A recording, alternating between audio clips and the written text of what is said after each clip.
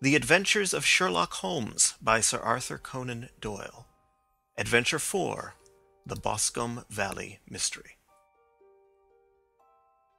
We were seated at breakfast one morning, my wife and I, when the maid brought in a telegram. It was from Sherlock Holmes and ran in this way. "Have you a couple of days to spare? Have just been wired for from the west of England in connection with Boscombe Valley tragedy. Shall be glad if you will come with me. Air and scenery perfect. Leave Paddington by the 11:15. "What do you say, dear?" said my wife, looking across at me. "Will you go?" "I really don't know what to say. I have a fairly long list at present." "Oh, Anstruther would do your work for you. You have been looking a little pale lately. I think that the change would do you good. And you are always so interested in Mr. Sherlock Holmes's cases." "I should be ungrateful if I were not, seeing what I gained through one of them," I answered. "But if I am to go, I must pack at once, for I have only half an hour." My experience of camp life in Afghanistan had at least had the effect of making me a prompt and ready traveler. My wants were few and simple, so that in less than the time stated, I was in a cab with my valise, rattling away to Paddington Station.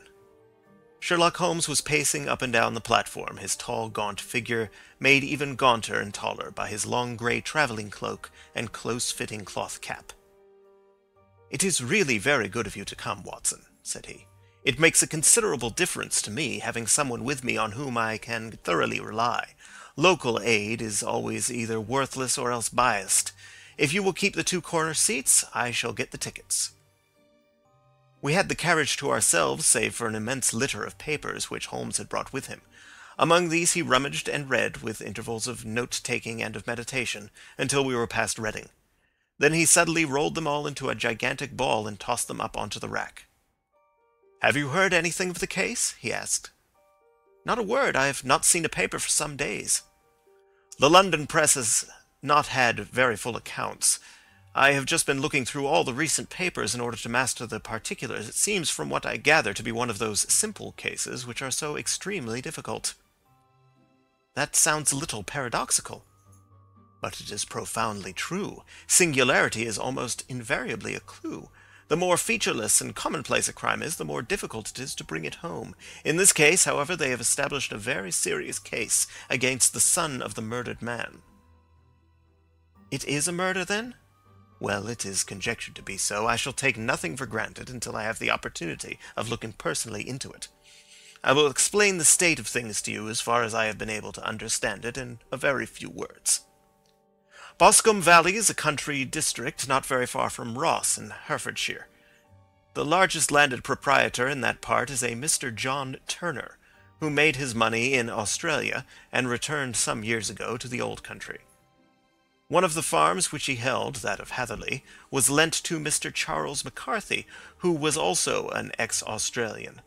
The men had known each other in the colonies, so that it was not unnatural that, when they came to settle down, that they should do so as near each other as possible. Turner was apparently the richer man, so McCarthy became his tenant, but still remained, it seems, upon terms of perfect equality, as they were frequently together. McCarthy had one son, a lad of 18, and Turner had an only daughter of the same age, but neither of them had wives living. They appear to have avoided the society of the neighbouring English families, and to have led retired lives, though both the McCarthys were fond of sport, and were frequently seen at the race meetings of the neighbourhood. McCarthy kept two servants, a man and a girl. Turner had a considerable household, some half-dozen at the least. That is as much as I have been able to gather about the families. Now for the facts. On June 3rd, that is Monday last, McCarthy left his house at Hatherley about 3 in the afternoon and walked down to the Boscombe Pool, which is a small lake formed by the spreading out of the stream which runs down the Boscombe Valley. He had been out with his serving-man in the morning at Ross, and he had told the man that he must hurry, as he had an appointment of importance to keep at 3. From that appointment he never came back alive. From Hatherley farmhouse to the Boscombe Pool is a quarter of a mile, and 2 people saw him as he passed over this ground. One was an old woman, whose name is not mentioned, and the other was William Crowder, a gamekeeper in the employ of Mr. Turner. Both these witnesses deposed that Mr. McCarthy was walking alone.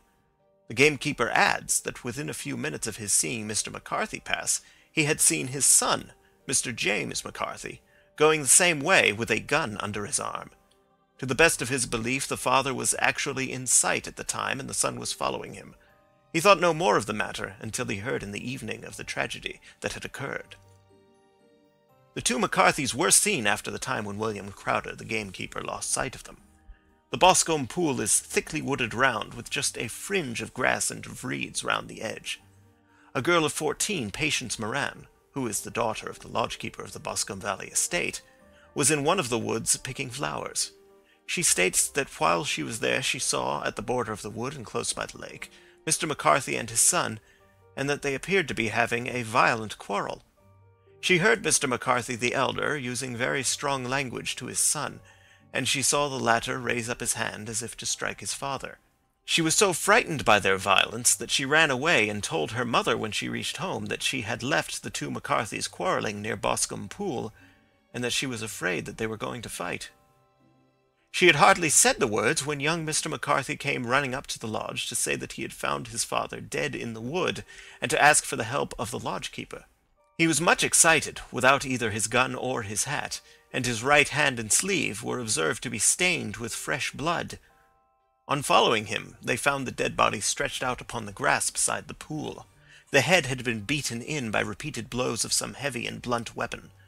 The injuries were such as might very well have been inflicted by the butt end of his son's gun, which was found lying on the grass within a few paces of the body. Under these circumstances the young man was instantly arrested, and a verdict of wilful murder having been returned at the inquest on Tuesday, he was on Wednesday brought before the magistrates at Ross, who have referred the case to the next assizes. Those are the main facts of the case, as they came out before the coroner and the police court. "I could hardly imagine a more damning case," I remarked. "If ever circumstantial evidence pointed to a criminal, it does so here." "Circumstantial evidence is a very tricky thing," answered Holmes thoughtfully. "It may seem to point very straight to one thing, but if you shift your own point of view a little, you may find it pointing in an equally uncompromising manner to something entirely different. It must be confessed, however, that the case looks exceedingly grave against the young man, and it is very possible that he is indeed the culprit. There are several people in the neighbourhood, however, and among them Miss Turner, the daughter of the neighbouring landowner, who believe in his innocence, and who have retained Lestrade, whom you may recollect in connection with the study in scarlet, to work out the case in his interest. Lestrade, being rather puzzled, has referred the case to me, and hence it is that two middle-aged gentlemen are flying westward at 50 miles an hour, instead of quietly digesting their breakfasts at home." "I am afraid," said I, "that the facts are so obvious that you will find little credit to be gained out of this case." "There is nothing more deceptive than an obvious fact," he answered, laughing. "Besides, we may chance to hit upon some other obvious facts, which may have been by no means obvious to Mr. Lestrade. You know me too well to think that I am boasting when I say that I shall either confirm or destroy his theory by means which he is quite incapable of employing or even of understanding. To take the first example to hand, I very clearly perceive that in your bedroom the window is upon the right-hand side, and yet I question whether Mr. Lestrade would have noticed even so self-evident a thing as that." "How on earth—" "My dear fellow, I know you well. I know the military neatness which characterizes you. You shave every morning, and in this season you shave by the sunlight. But since your shaving is less and less complete as we get farther back on the left side, until it becomes positively slovenly as we get round the angle of the jaw, it is surely very clear that that side is less illuminated than the other. I could not imagine a man of your habits looking at himself in an equal light and being satisfied with such a result.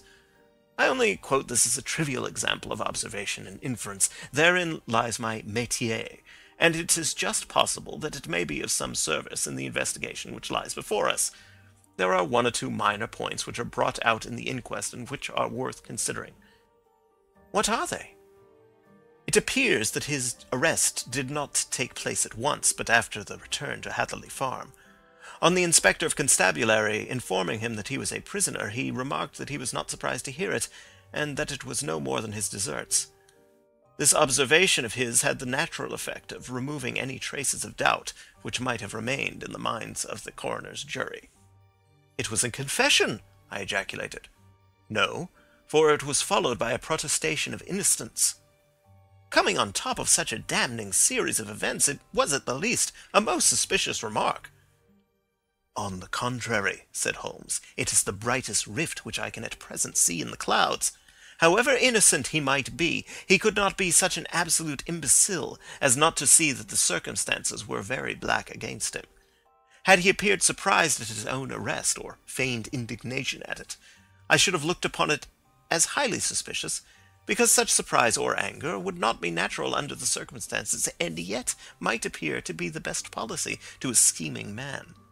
His frank acceptance of the situation marks him as either an innocent man, or else as a man of considerable self-restraint and firmness. As to his remark about his deserts, it was also not unnatural, if you consider that he stood beside the dead body of his father, and that there is no doubt that he had that very day so far forgotten his filial duty as to bandy words with him, and even, according to the little girl whose evidence is so important, to raise his hand as if to strike him. The self-reproach and contrition which are displayed in his remark appear to me to be the signs of a healthy mind rather than of a guilty one." I shook my head.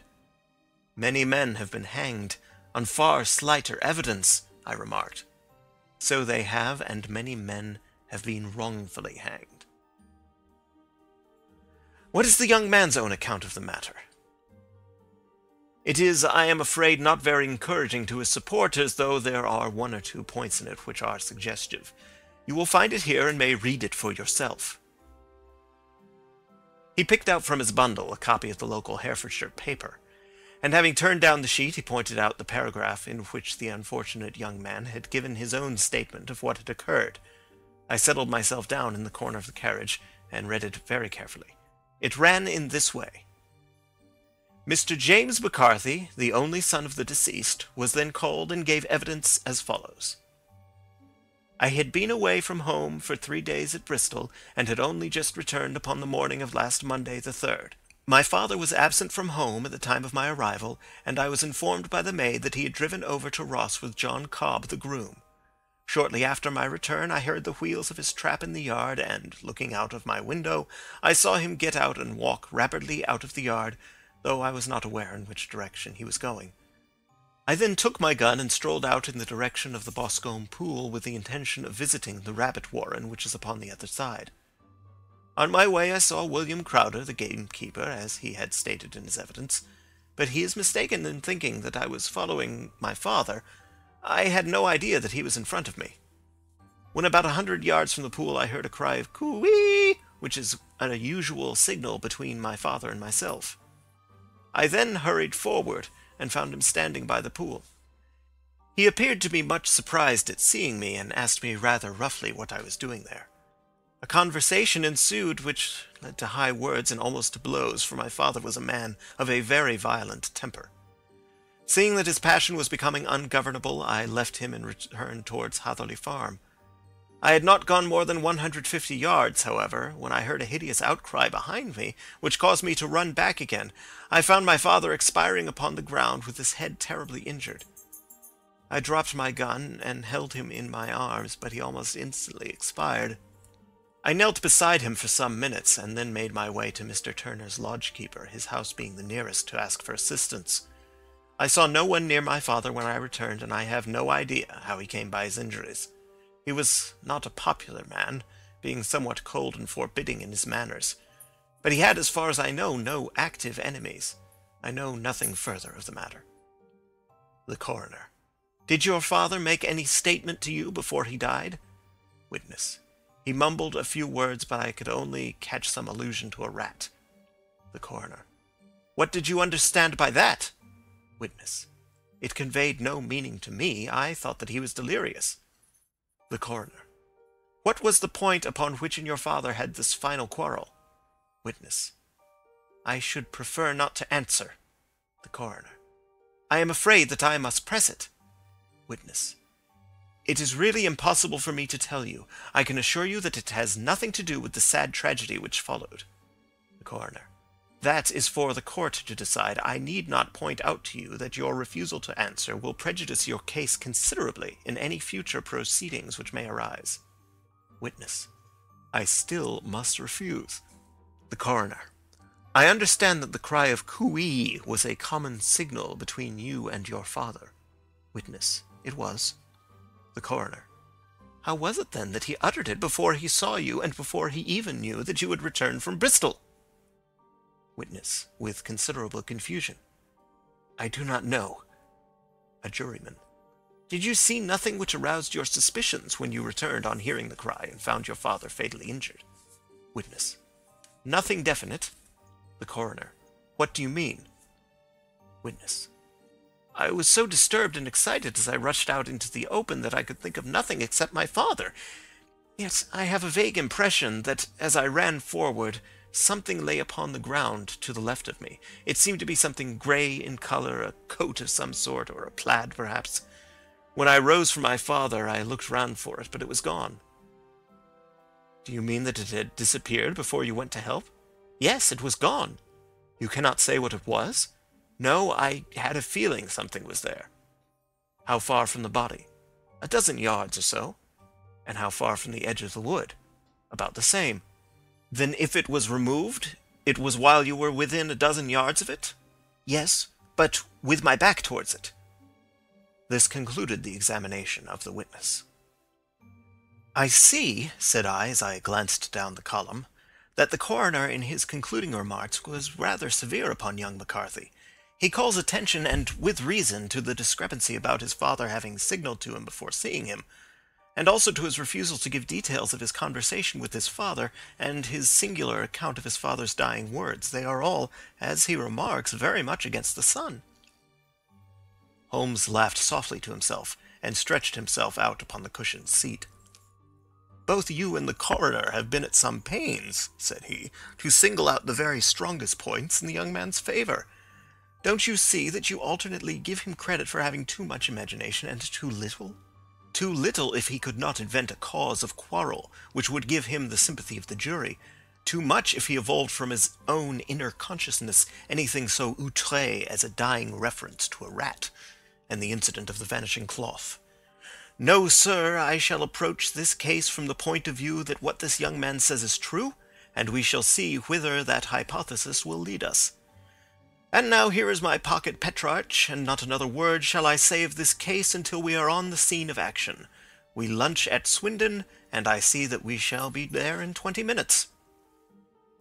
It was nearly 4 o'clock when we at last, after passing through the beautiful Stroud Valley and over the broad gleaming Severn, found ourselves at the pretty little country town of Ross. A lean ferret-like man, furtive and sly-looking, was waiting for us upon the platform. In spite of the light brown dustcoat and leather leggings which he wore in deference to his rustic surroundings, I had no difficulty in recognizing Lestrade of Scotland Yard. With him we drove to the Hereford Arms, where a room had already been engaged for us. "I have ordered a carriage," said Lestrade, as we sat over a cup of tea. "I knew your energetic nature, and that you would not be happy until you had been on the scene of the crime." "It was very nice and complimentary of you," Holmes answered. "It is entirely a question of barometric pressure." Lestrade looked startled. "I do not quite follow," he said. "How is the glass? 29, I see. No wind and not a cloud in the sky. I have a case full of cigarettes here which needs smoking, and the sofa is very much superior to the usual country hotel abomination. I do not think that it is probable that I shall use the carriage tonight." Lestrade laughed indulgently. "You have no doubt already formed your conclusions from the newspapers," he said. "The case is as plain as a pikestaff, and the more one goes into it, the plainer it becomes. Still, of course, one can't refuse a lady, and such a very positive one, too. She has heard of you, and would have your opinion, though I repeatedly told her that there was nothing which you could do which I had not already done. Why, bless my soul, here is her carriage at the door." He had hardly spoken before there rushed into the room one of the most lovely young women that I have ever seen in my life. Her violet eyes shining, her lips parted, a pink flush upon her cheeks, all thought of her natural reserve lost in her overpowering excitement and concern. "Oh, Mr. Sherlock Holmes!" she cried. glancing from one to the other of us, and finally with a woman's quick intuition fastening upon my companion. "I am so glad that you have come.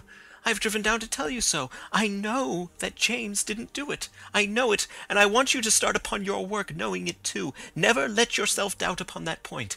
We have known each other since we were little children, and I know his faults, as no one else does, but he is too tender-hearted to hurt a fly. Such a charge is absurd to anyone who really knows him." "I hope we may clear him, Miss Turner," said Sherlock Holmes. "You may rely upon my doing all that I can." "But you have read the evidence. You have formed some conclusion. Do you not see some loophole, some flaw? Do you not yourself think that he is innocent?" "I think that it is very probable." "There now," she cried, throwing back her head and looking defiantly at Lestrade. "You hear? He gives me hopes." Lestrade shrugged his shoulders. "I am afraid that my colleague has been a little quick in forming his conclusions," he said. "But he is right. Oh, I know that he is right. James never did it. And about his quarrel with his father, I am sure that the reason why he would not speak about it to the coroner is because I was concerned in it." "In what way?" asked Holmes. "It is no time for me to hide anything. James and his father had many disagreements about me. Mr. McCarthy was very anxious that there should be a marriage between us. James and I have always loved each other as brother and sister, but of course he is young and has seen very little of life yet, well, naturally he did not wish to do anything like that yet, so there were quarrels, and this, I am sure, was one of them." "And your father?" asked Holmes. "Was he in favor of such a union?" "No, he was averse to it also. No one but Mr. McCarthy was in favor of it."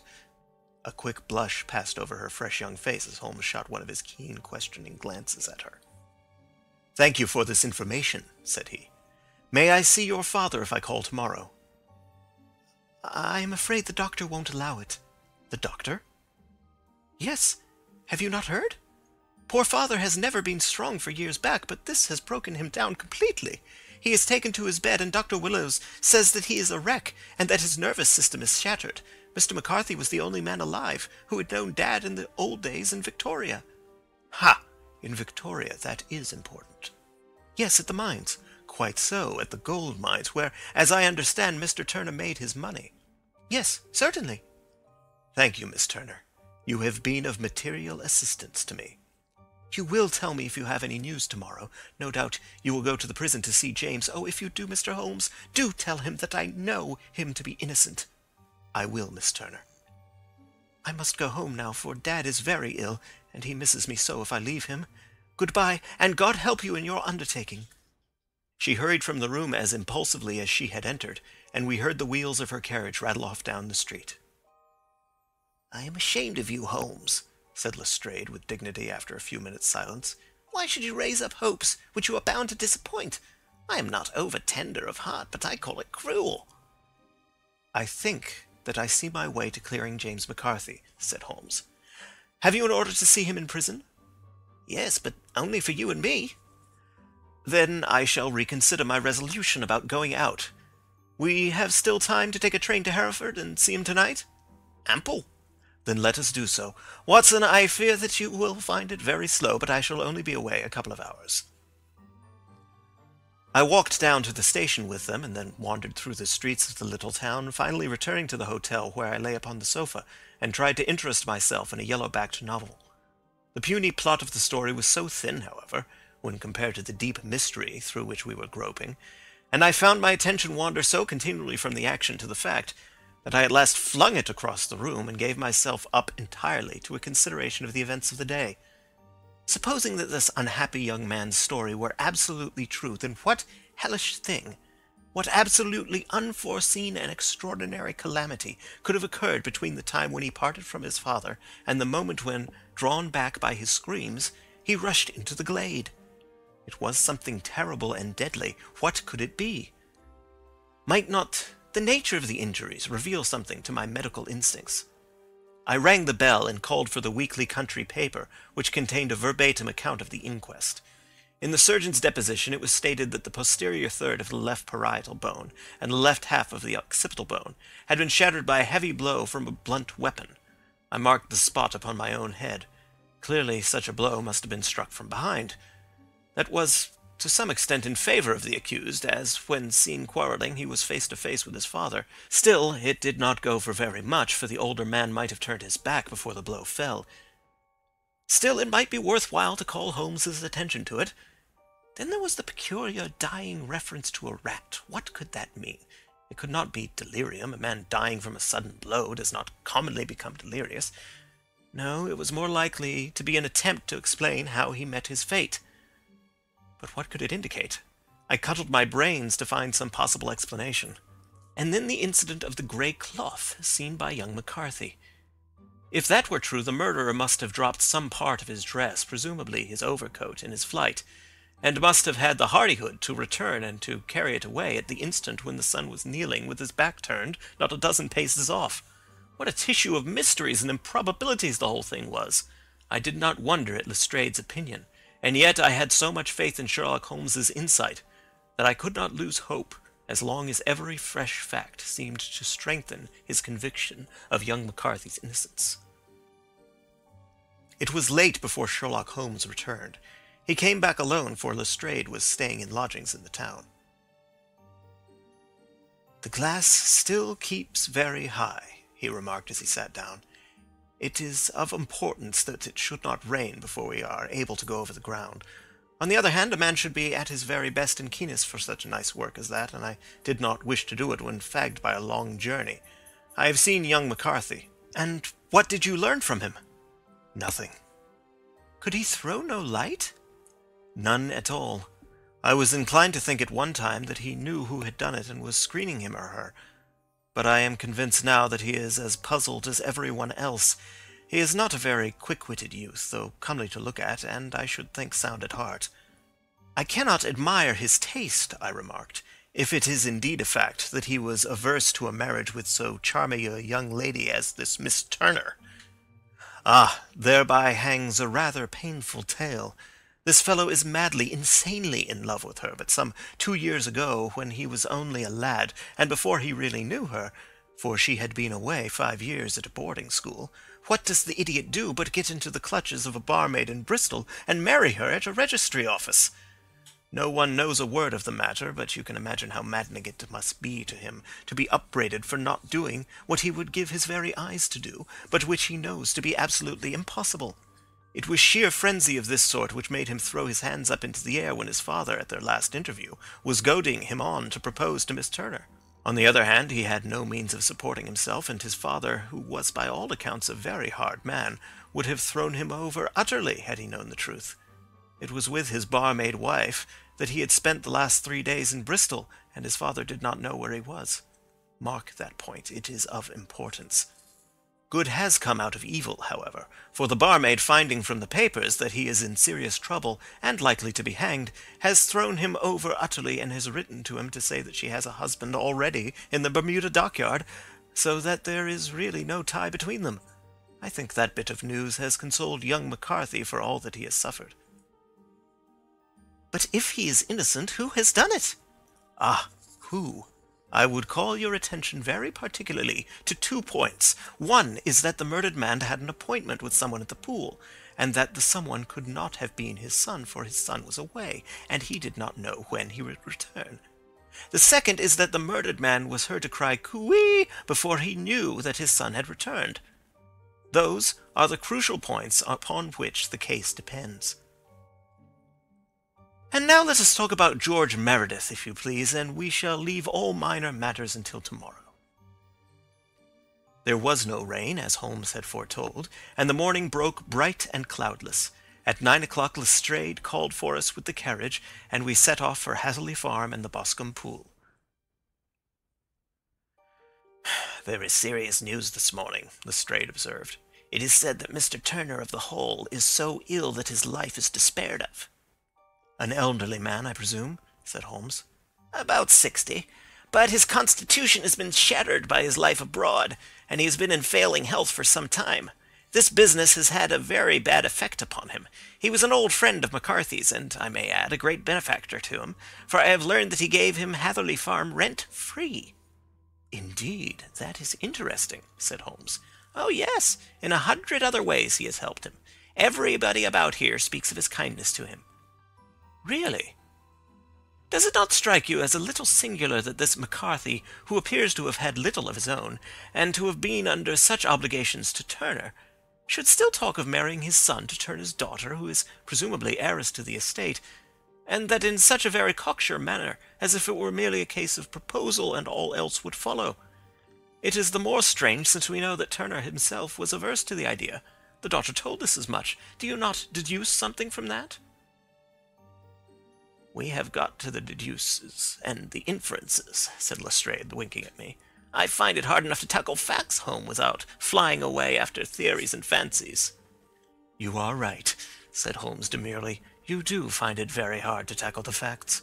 "Anyhow, I have grasped one fact which you seem to find it difficult to get hold of," replied Lestrade with some warmth. "And that is?" "That McCarthy Sr. met his death from McCarthy Jr., and that all theories to the contrary are the merest moonshine." "Well, moonshine is a brighter thing than fog," said Holmes, laughing. "But I am very much mistaken if this is not Hatherley Farm upon the left." "Yes, that is it."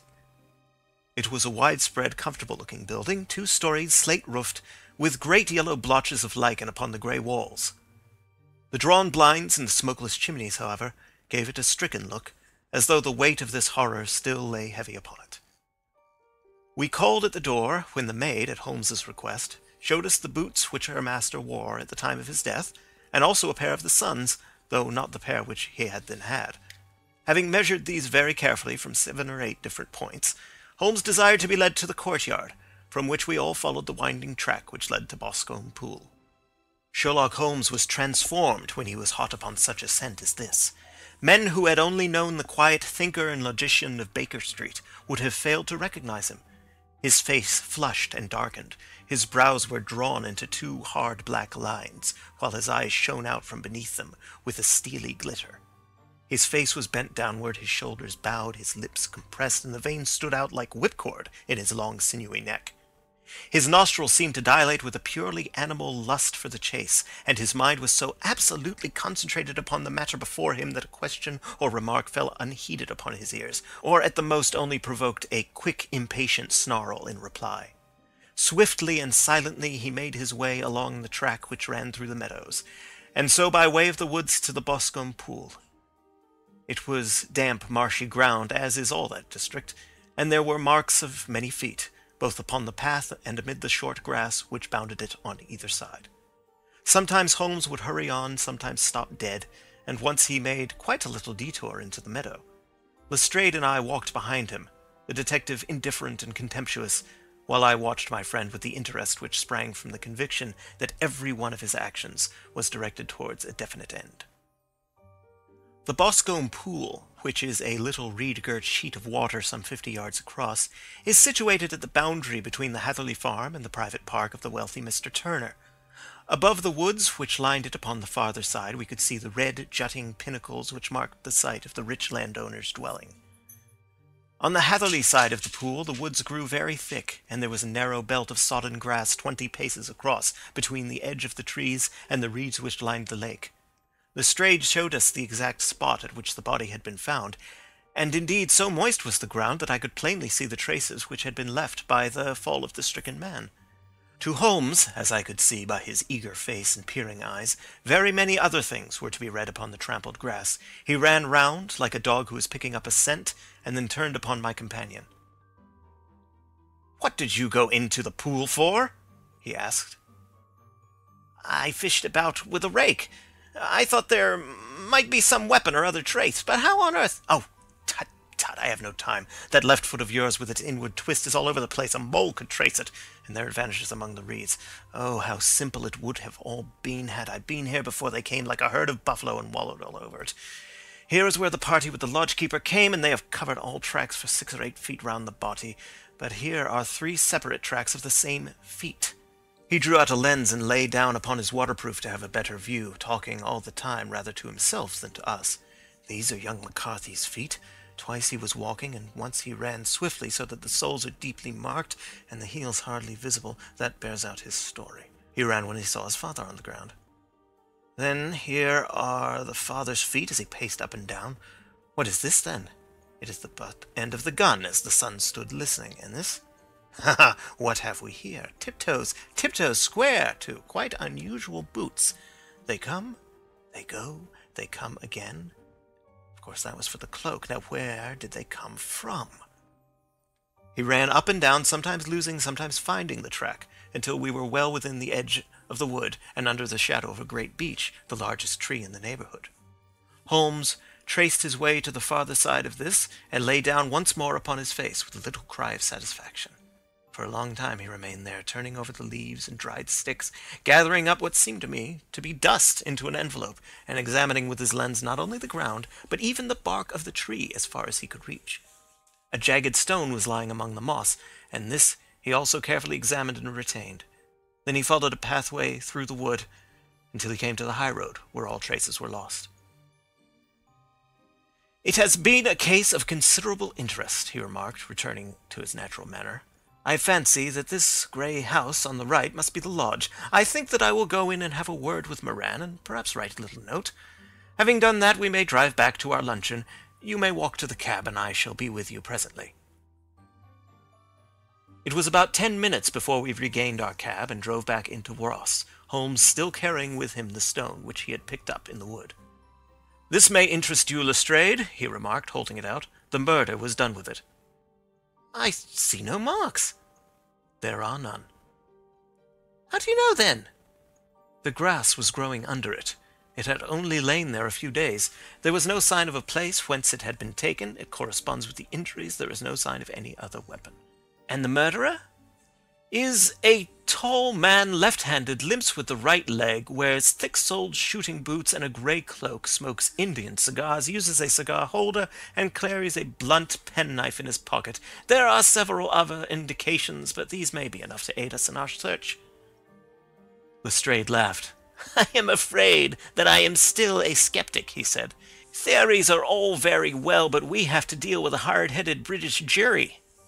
"Nous verrons," answered Holmes calmly.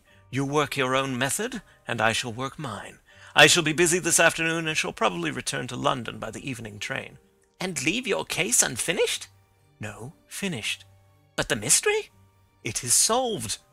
"Who is the criminal, then?" "The gentleman I describe."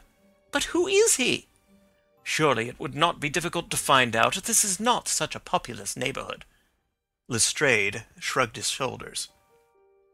"I am a practical man," he said, "and I really cannot undertake to go about the country looking for a left-handed gentleman with a game leg. I should become the laughing-stock of Scotland Yard." "All right," said Holmes quietly. "I have given you the chance. Here are your lodgings. Goodbye. I shall drop you a line before I leave." Having left Lestrade at his rooms, we drove to our hotel, where we found lunch upon the table. Holmes was silent and buried in thought, with a pained expression upon his face, as one who finds himself in a perplexing position. "Look here, Watson," he said when the cloth was cleared. "Just sit down in this chair, and let me preach to you for a little. I don't know quite what to do, and I should value your advice. Light a cigar, and let me expound." "Pray do so." "Well, now, in considering this case, there are 2 points about young McCarthy's narrative which struck us both instantly, although they impressed me in his favor and you against him. One was the fact that his father should, according to his account, cry cooey before seeing him. The other was his singular dying reference to a rat. He mumbled several words, you understand, but that was all that caught the son's ear. Now, from this double point our research must commence, and we will begin it by presuming that what the lad says is absolutely true. What of this cooey, then?" "Well, obviously it could not have been meant for the son. The son, as far as he knew, was in Bristol. It was mere chance that he was within earshot. The cooey was meant to attract the attention of whoever it was that he had the appointment with. But cooey is a distinctly Australian cry, and one which is used between Australians. There is a strong presumption that the person whom McCarthy expected to meet him at Boscombe Pool was someone who had been in Australia." "What of the rat, then?" Sherlock Holmes took a folded paper from his pocket and flattened it out on the table. "This is a map of the colony of Victoria," he said. "I wired to Bristol for it last night." He put his hand over part of the map. "What do you read?" "A rat," I read. And now? He raised his hand. Ballarat! Quite so. That was the word the man uttered, and of which his son only caught the last two syllables. He was trying to utter the name of his murderer, so-and-so of Ballarat. "It is wonderful!" I exclaimed. "It is obvious. And now you see I had narrowed the field down considerably. The possession of a grey garment was a third point which, granting the son's statement to be correct, was a certainty. We have come now out of mere vagueness to the definite conception of an Australian from Ballarat with a grey cloak. Certainly. And one who was at home in the district, for the pool can only be approached by the farm or by the estate, where strangers could hardly wander. Quite so.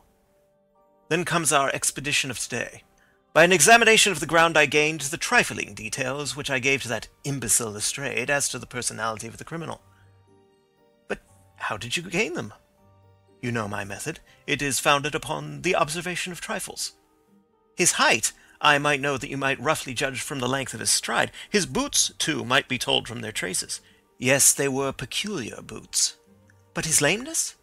The impression of his right foot was always less distinct than his left. He put less weight upon it. Why? Because he limped. He was lame. But his left-handedness? You were yourself struck by the nature of the injury as recorded by the surgeon at the inquest. The blow was struck from immediately behind and yet was upon the left side. Now, how can that be, unless it were by a left-handed man? He had stood behind that tree during the interview between the father and son. He had even smoked there. I found the ash of a cigar, which my special knowledge of tobacco ashes enables me to pronounce as an Indian cigar. I have, as you know, devoted some attention to this, and written a little monograph on the ashes of 140 different varieties of pipe, cigar, and cigarette tobacco. Having found the ash, I then looked round and discovered the stump among the moss where he had tossed it. It was an Indian cigar, of the variety which are rolled in Rotterdam. And the cigar holder? I could see that the end had not been in his mouth, therefore he used a holder. The tip had been cut off, not bitten off, but the cut was not a clean one, so I deduced a blunt penknife. "Holmes," I said, "you have drawn a net round this man from which he cannot escape, and you have saved an innocent human life as truly as if you had cut the cord which was hanging him. I see the direction in which all this points. The culprit is—" "Mr. John Turner," cried the hotel waiter, opening the door of our sitting-room and uttering in a visitor. The man who entered was a strange and impressive figure.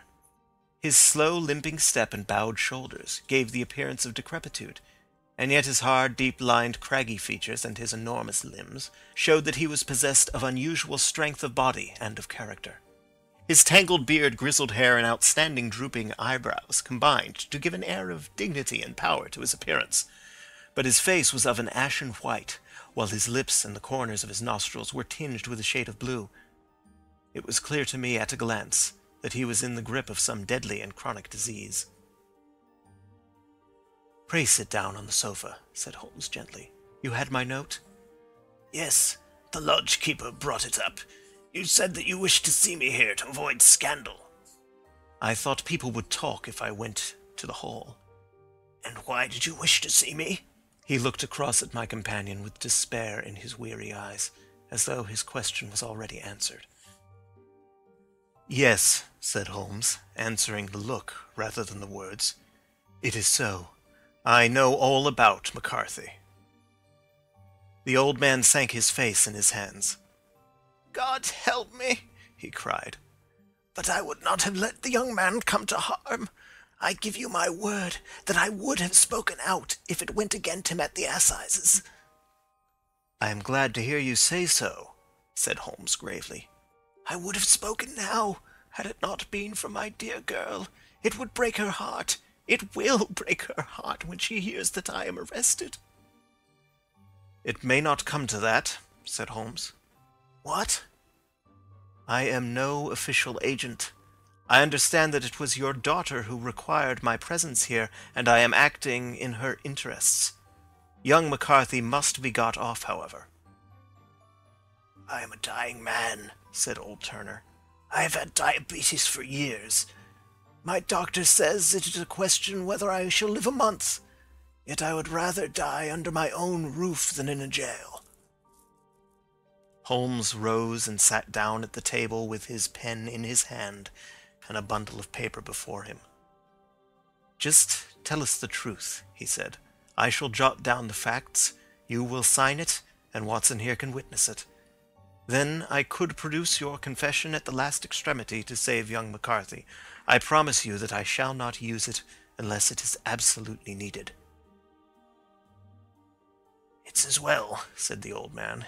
"It's a question whether I shall live to the assizes, so it matters little to me, but I should wish to spare Alice the shock.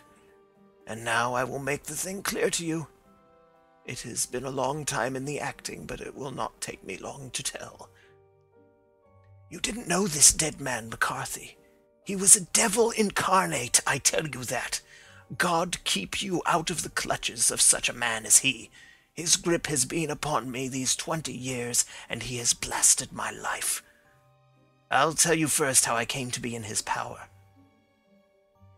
It was in the early 60s at the diggings. I was a young chap then, hot-blooded and reckless, ready to turn my hand at anything.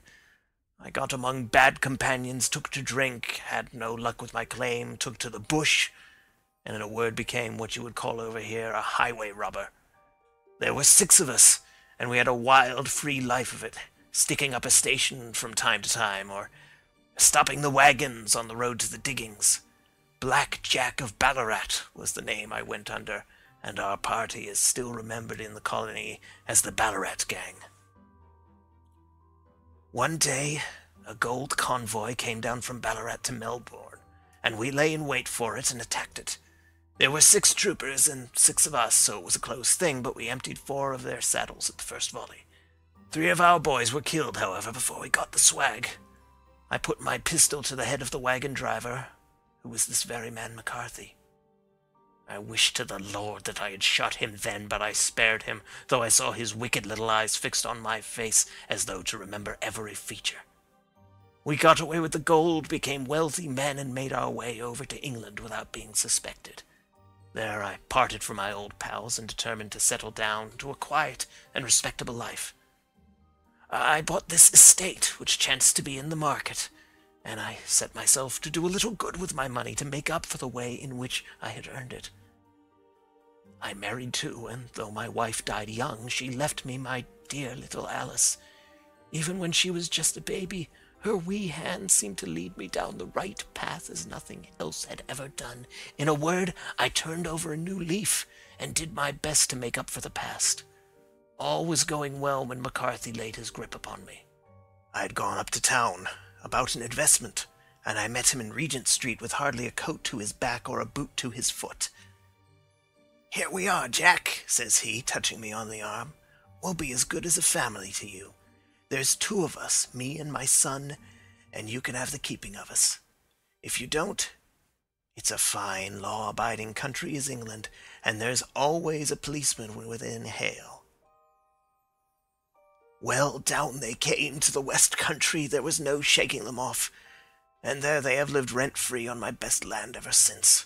There was no rest for me, no peace, no forgetfulness. Turn where I would, there was his cunning, grinning face at my elbow. It grew worse as Alice grew up, for he soon saw I was more afraid of her knowing my past than of the police.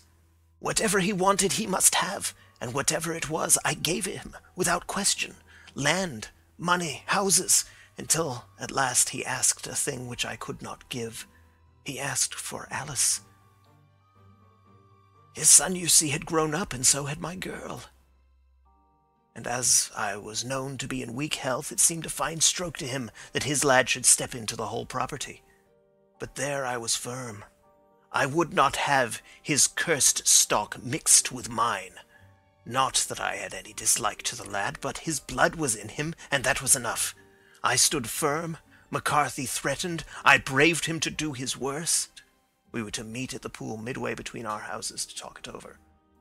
When I went down there, I found him talking with his son, so I smoked a cigar and waited behind a tree until he should be alone. But as I listened to his talk, all that was black and bitter in me seemed to come uppermost.